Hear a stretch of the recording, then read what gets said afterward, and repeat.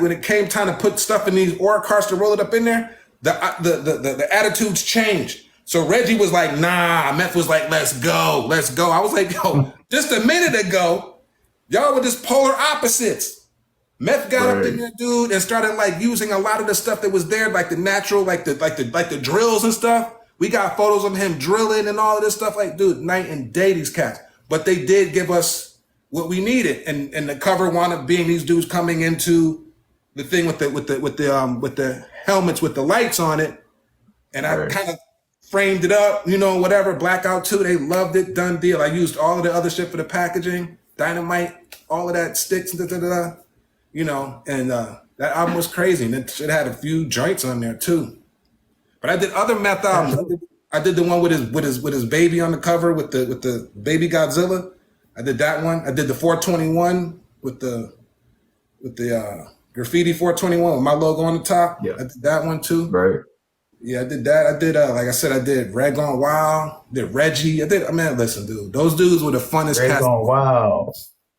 Red Gone Wild. Hold on. Red Gone Wild is with the cartoon, right? Yeah, yup. My boy Brad. Okay. My boy Brad Digital. So the cat who did that art for Red Gone Wild also did the Reggie Docs the Name 2000 with him busting out of the brick wall. Same cat who also did the artwork for Are You Hip Hop's Biggest Fan. So you remember that? They had the globe and they had Are You Hip Hop's Biggest Fan and like 3D on the thing. Yeah, that was a campaign that they ran back in 2000. Are You Hip Hop's Biggest Fan? Brad did all of that. Brad Digi. He's on Instagram. I think it's Brad Digital. But yeah, he did all of that. Brad was the cutting edge 3D cat. Black dude from Miami. Dope artist. Oh, word? Yeah, yep, dope artist. But Brad did all of that. Like I said, I art direct, I put it together. But Brad gave me all of the layer files and all of that. I actually helped Brad do a few things outside of that. When he did this thing for Puma, I did all of the tech packs for him. So me and Brad have a good relationship, you know. And I will prop. I said I don't have a problem giving props at all. Do you have outside of and I want to ask you about your musical taste as well, but outside of Dynasty, is there a project that is there something that do you consider anything like your baby? Like, you know what I'm saying? Is there a project? Nothing. So it's just work and work. Yeah, that's the one you learn not to get married to it because they will change it on you. Like that's good thing you brought that up. One of the things that I learned is don't fall in love with anything because it'll change. Listen, man, it'll go like this. You'll do an album cover, right? And you'll be like, yeah, nah. And perfect example. I did Beanie Siegel, The Becoming, right? With him in the jail. But I also did the, what is it? It's the first one he did and the second one he did. I did the second one and then the third one, The Becoming. And I remember putting those scratches on it to connotate the days that you spend in jail, right? Yeah. Under it. So they were like, of course, you know, the other people get a chance to look at it before the artist gets a chance to look at it. They were like, oh, no, don't put that in there. So I slipped it in there anyway, because I knew like there were other covers that he could probably approve or whatever. So I slipped it in there anyway, right? Which one came back approved? The one that they told me not to submit, of course. So that's one of the things. But then also, like, I learned too, like, all somebody has to do is see something on the cover and mention it. And once you mention it, you can't unsee it and it becomes a thing. So if you become married to it, like it'll, you know, you'll be disappointed for sure. So it's just like, yo, I'm not even going to really I'm going to just bang them out. You learn that. And I learned that early. Just bang them out, dude. Like, you know, don't become too, you know, tight with one cover. There's several. And I usually give back then, I used to get 20 to 25 covers, man. Dudes would sit with him for a week, you know. They always come back with one, like, we like this one. The person working on it, or are you saying the artist? The artist. Oh man, later for the label people, man, you realize that too. Like label people, just they have their opinions, but what do they know? They can suggest and they can prod and they can try to get them to move towards something, but at the end of the day, it's like it's up to the artist, you know. And then it's like, yo, they may take some creative criticism. Like when I did Trinidad James album for them, when he kept that all gold, what is it? Gold all in my watch, gold, don't believe. Yeah, man, that album came in. All right, it was like, yo, no, you can't put his cover on those niggas' teeth. I said, that's what he wants to do. And that's what it wound up being. Now he's a one-hit wonder, but, but it is, when you're working at a label, there's politics. So. Did being in the, because however you want to look at it, it's the music industry.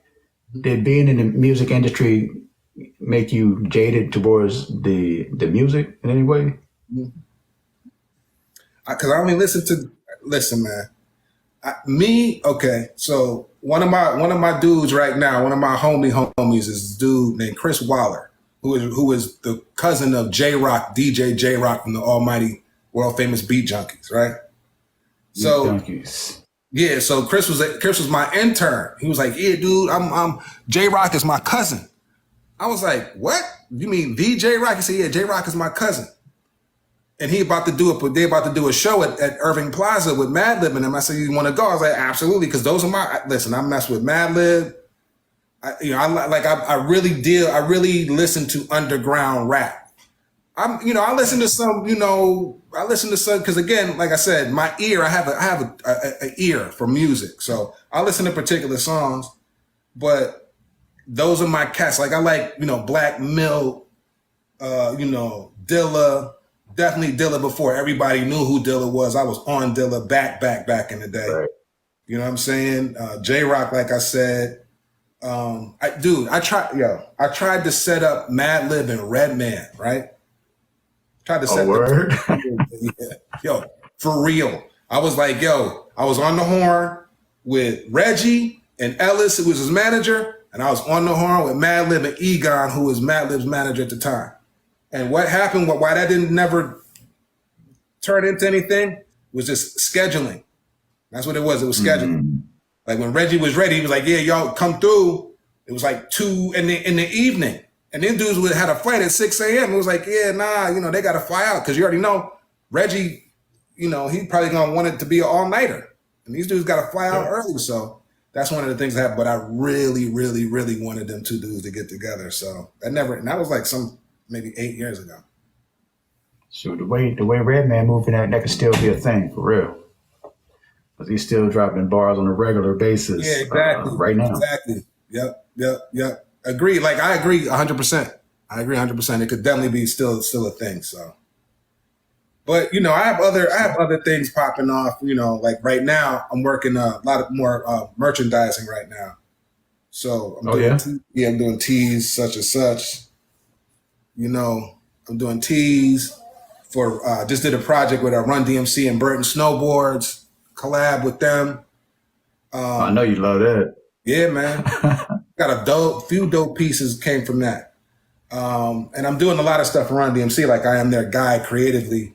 I'm doing stuff for them a lot for Bravado.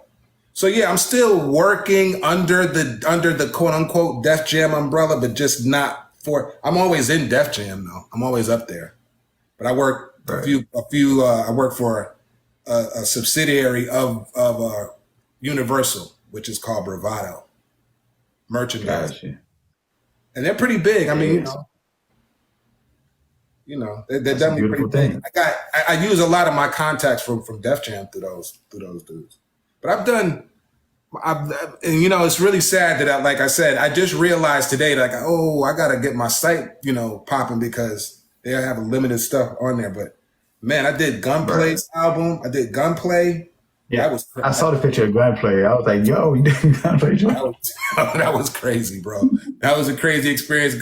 Every album that I've done comes with a story on it because I'm who I am, I'm a personable dude, and I meet these cats. I did an album for this dude. You remember Gorilla Black? Used to sound like Biggie back in the day. Mm-hmm. Gorilla Black had a brother named Hot Dollar that Def Jam had signed. And he had a song, I forget the name of the song, but I went out to LA to shoot this dude Hot Dollar. And that was the craziest experience ever. because everywhere we wanted to shoot had a price tag on it. You remember, like you checking the hood. Yo, I want to shoot this building. Yeah, let me run it by. Yeah, that'll cost you $500. I'm pulling money out of the bank, bro, to give these dudes $500. Then yo, and I think it was all scripted because these cats roll by in a drop, and the production team is all scared now. Like, yo, these cats that just rolled up in the drop top. They circled the block twice, and one dude said something. So we had the dude that was with us was like, yo, how much is it gonna cost to stop there? It'll be like $500.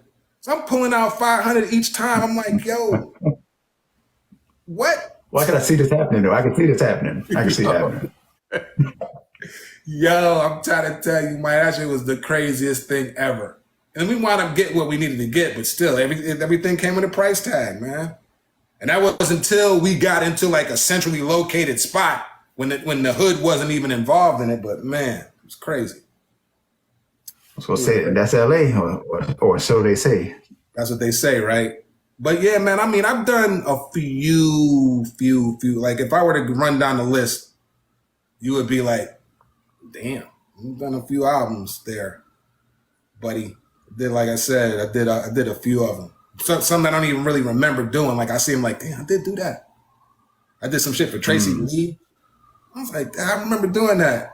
I remember actually being in the office with Tracy Lee when he was at Republic, Universal. Oh yeah. Yeah. Wait, that was what, 2000? Somewhere around there. I did Cannabis. I did Cannabis album for him with him and the C. It was that. Yeah. What was it called? Say again. I did Lil Wayne 500. I see BC. Yeah, 2000 BC, I think it was. Before Cannabis too. Yeah, I did that. I did Lil Wayne 500 Degrees. I did that. 500. That's him. I did Lil Wayne the Carter 6. I did Lil Wayne the Carter 6, yeah. I did a few albums, man.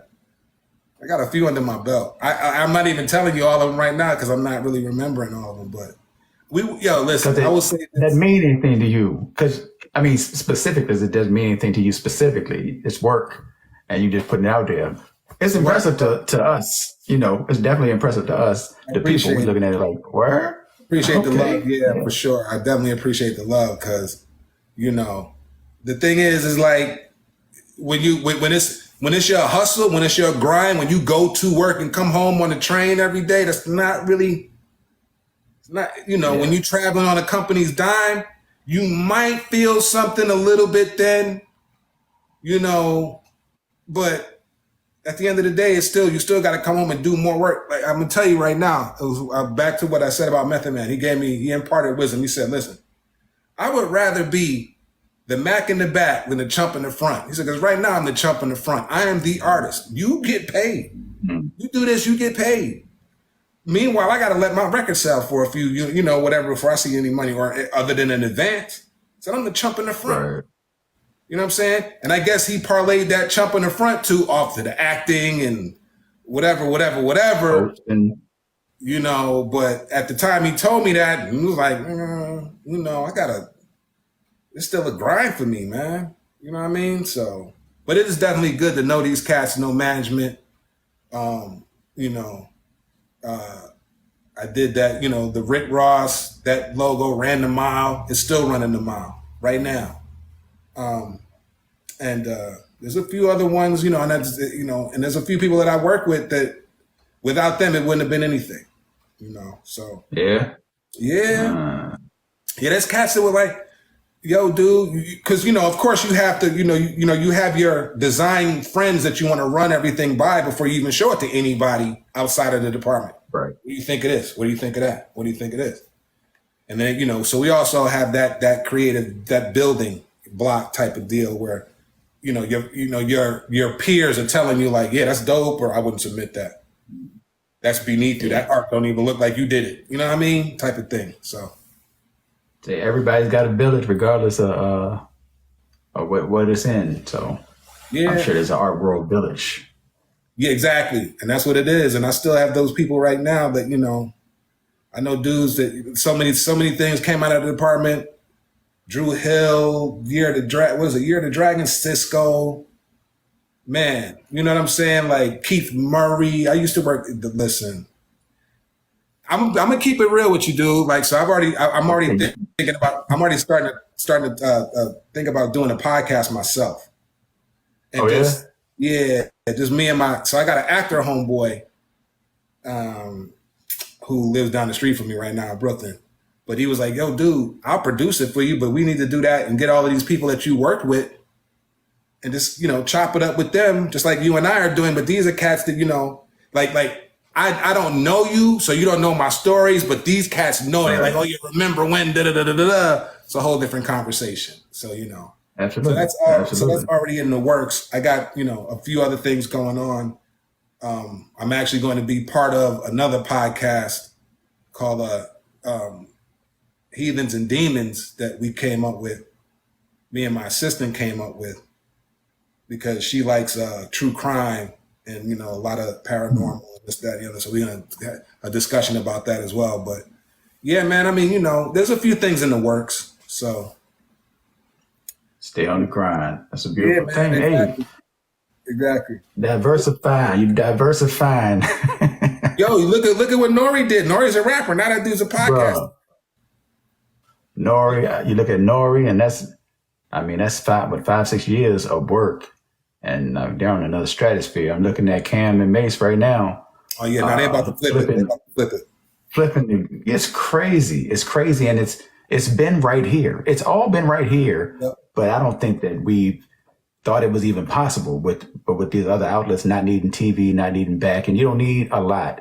You don't need much of anything to do a show. You just No, need people. exactly. Now that I say it, it's the same way as similarity. I like to point to Mobb Deep because Mobb Deep was the first group that I remember being in a deal, being out of their deal, but instead of going independent, they went back into a deal. I remember being like, y'all are crazy. Like, I don't know how much money you can make, but I know y'all can make money because you already have a name. Right. If you have the name, the people will come and you get the bread as opposed to taking a piece. Pfft, that should have been a no-brainer. But That should have been a no-brainer. but check this out. That was then. Probably now it'd be different, but that was then. Oh yeah, absolutely. Absolutely. Exactly. Where you had to, you kind of had to, bow to a master to some degree in order to make, ends meet. Unfortunately, Right. you had to kind of say, well, listen, I'll capitulate to that. I'll let you do whatever. You know what I mean? Of course, I'm going to buck back. I got lawyers, but now all it is buying a microphone, getting a production team and filming, finding a space to film it. Dude, you can make it happen. Get a logo done. You chilling. And then you look at their content. Their content is A1 content. I mean, it's hilarious that they play the pause game every episode. But Every episode. it is what it is. You can't really, you know what I'm saying? You got to kind of let it be what it is. So, Yeah. but yeah, go ahead. I hope look, they tapping on that line. I don't know if there's a line. I watch them pretty much every day at this point. I didn't at first. That line. You saw your man Academic. they like, You saw what Act did, right? Act kind of broke into tears. And then was like, oh, I can't really say what I want to say to this dude. I'm like, shouldn't have said nothing to begin with. Let that man alone. If anything, let Cam and Mace could tap that line. Let them tap dance on it. Because I hear you. They line stepping. They tiptoeing all on it. over the line. They tiptoeing on it. You know what I'm saying? But who's gonna say something? Right. They kind of like the guinea pigs of this thing for real. Both them they dudes, exactly. Both them dudes are tried and true in that game. Mace and Camden seen it and experienced it all. What they gonna say? Shoot, I mean, and what if you cancel them? What? It's not like they're gonna go broke. They got other endeavors. You know what I'm saying? But they're gonna do an album after that, and that album will probably make mad dough. So exactly. So, but yeah, man. Like I said, I did a lot of the heavy lifting back at Def Jam back in the day. There was definitely a time. I don't even know if I could if I do it all over again. Absolutely, you know what I'm saying. I probably would make a few different steps here and there in the other place, but other than that. Yeah, because it's not like you had the the hookup, the hookup to an extent. But you at least the introduction. You had the introduction, so I guess it's not necessarily like that opportunity was going to present itself somewhere else, or do you believe it would have? I worked at Atlantic too. I worked at Atlantic for a minute, but I'll tell you how that. I tell you. So I worked at Atlantic when Julie and Leor and Kevin and Mike Kaiser all went to Atlantic. So when I wound up over there, they were like, "Oh, word! Our department is complete now." Blah blah blah. Right? The cat who was there from Atlantic saw all of that conversation happening and started plotting against me. He was like, "Yo, if I let this dude have his way, I'll be out of here in 3, 2, 1 for real." Right. Because what had happened was Leor saw me, and say what you want about Leor, you love him or hate him, whatever. But Leor saw me. Me and Leor kind of we pretty cool. So Leor was like, "Oh, you good?" And the guy who was running it, he was a real skinny dude, right, with dreadlocks. His dreadlocks was bigger than him, literally. Like he was a skinny cat with a big head full of hair, like, and so he said, "Oh, it's good to have you here. You need to take him to lunch though, because he needs to be fed." I was like, "Oh, no, you did not. Just insult this dude." And it seemed like after that was said, it was the countdown to me getting up out of there. And so basically it was, "Oh, well, we don't have the budget this year to accommodate you." That's what it was told. But I was like, "Yo, y'all brought me over here." Right. You know what I'm saying? It's not like I begged to come over here. Y'all knocked down my door to come over here. Now y'all telling me I'm going to budget. But soon after that, though, I went back to Def Jam because I was out of work for like maybe a month, and they called me back like, "Yo, you still got this Beanie project sitting up here. You still got to finish that out." So. Do you know? You don't know Monse, do you? Say again? Monse. I said you don't know Monse, do you? Yeah. Mozzie? Nah, Monsee. No. Monsee. Okay. Yeah, I'm just curious because you mentioned Beanie a couple of times, and I know he did the video with Beanie and what's my man on the drums, Travis Barker, and somebody else. But I was just curious if y'all had crossed paths. Nah, I did that with Beans. I did that with Beans and Freeway, and I did both state properties, all state property albums, 1 and 2. We actually had Bill Sienkiewicz do. I found a drive. I was in my storage. I found a hard drive that had not seen the light of day for 10 years. I plugged that thing back up, man. All this artwork that I've been looking for was there. So Bill Sienkiewicz, the dude who did Bobby Digital album, EPMD, Business as Usual, all of that art, Bill Sienkiewicz did the state property cover, right? And I put all of this stuff together, Bill Sienkiewicz art, like a comic book, but still the same concept of the cover. And I put it, and I showed it to state property cats, and they didn't see it. Not even the cats. It's more like I said, the admin cats at the label. It was like, "Here, no. Oh, the idea for a comic? No, just the album and Sienkiewicz art. Oh, gotcha. So we took the state property art that we used from the movie, and then I did a package. But Bill Sienkiewicz actually did all these different little iterations of the pieces from the movie and all. It was dope, and they didn't see it. I did Young Guns Brothers from Another too. I did a lot of that shit. Like I said, as I'm talking about it, I'm remembering. I was about to say, it's just going to pop in your head as you're talking. I'm talking about it. Yeah, I did I knew Chris and Neef. I remember telling Neef, riding back from Philly with Neef, like, "Yo, Jay sound just like you, right?" He was like, "Yo, my man kept it hush on that." He was like, "Yeah, whatever."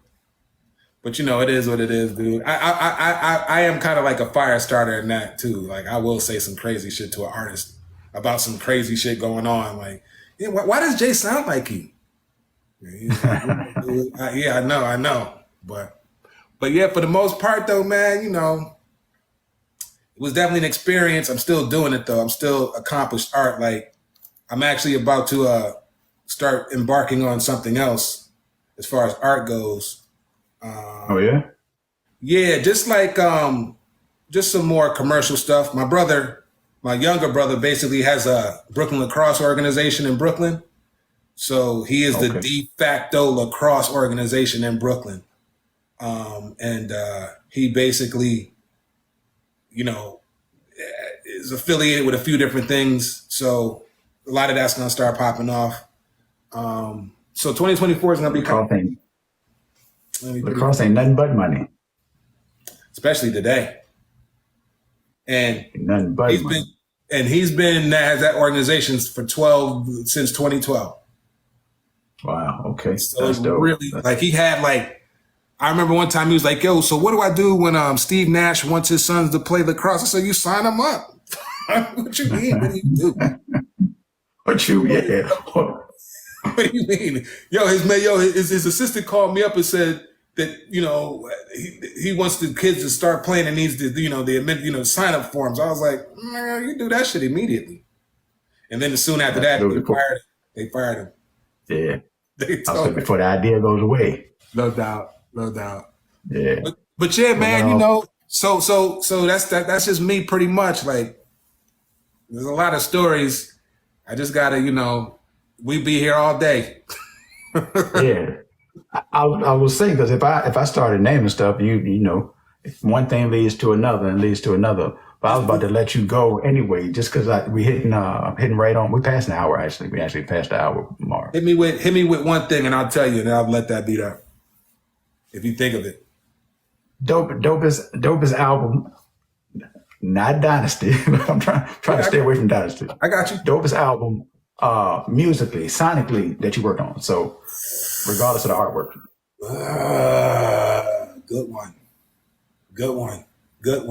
Good one. Wow.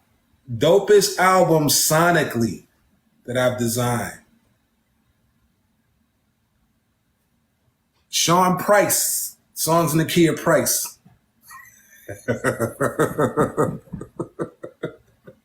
But wait, not the one with his face on it, but the Stevie Wonder one, the 30 album joint. Oh, word? That one, not the one with his face on it. The one that came when it was only released, because I did that one for Price. Price called me up because Price and my brother are real cool. Well, they were real cool. So Price would come over to our house on Thanksgiving, right? And he'd be like, yo, I want you to work my album, but I don't got the paper. I said, I'll do it for the love, whatever. So he was like, he showed me this Stevie Wonder songs in the key of life. So I'm thinking about this, but I want my shit to be purple. So I take paper, I burn rings, the whole nine. I get an image of him, put him in the thing, make it look a little similar to it. And it's shelved. This was years before. So then he hit me up, and I didn't have that art on me because it was on that drive in storage, and I just found it. But I said, I'll do it again. I remember what I did. I created it again. That thing ran for a minute. Then they gave us the cease and desist. But they had already printed it and put 30 joints on there. Bangers too. I was like, yo. And then they had this image of the dude right there. And I said, yo, that's not a good rendition of what that used to be. But then that was the commercial release, so they wouldn't have no problems with it. Because Duck Down didn't want to spend no money on that. But to answer your question, the original Songs in the Key of Price. The original one that I designed for him. I'm glad I asked that question. And then soon after that, he passed on. Right. But he was that dude. He was definitely dude. Like, I would call him up about just regular random crap. Like, yo, and he would give you the craziest advice. But he was that dude, man, for real. So my brother is his daughter's godfather. Oh, Sean. word. Sean. But I know my homie passed away back in 2012. Right. Clef Dollars. And he did a couple of joints for Sean P. Yeah, man. So Price, to answer your question, Price, Songs in the Key of Price. Dope. Hey, look, I appreciate you taking the time, man. I know you're a busy guy, even though it's your day off. I know you're a busy guy. So I appreciate you pulling up. No doubt. Good talking to you, man. Thank you for the exposure too, as well, man. Definitely got. I'm on TikTok, but I'm not on TikTok. You know what I'm saying? It seems like you have a grasp. You have a grasp of the app. Me, man, I really don't like the way I look on camera, so I'd be like, whatever. I will like, get past that part. Yeah, I'm like, yeah, I designed this, that, and the other, but whatever. So, but I appreciate the shout. I appreciate the love. You know what I'm saying? And yo, dude, let's do for real. Anything else, man? We could do this again whenever you're ready. Hey, yo, I'd love to chop it up with people, especially when it's related to hip hop. So, yes, sir. Absolutely. All right. All right. Ladies and gentlemen, make sure y'all follow Mr. Dashiki, Dawud West. All right. Yes, sir. Peace out. Yes, sir. Appreciate you. You got it, man. Much love.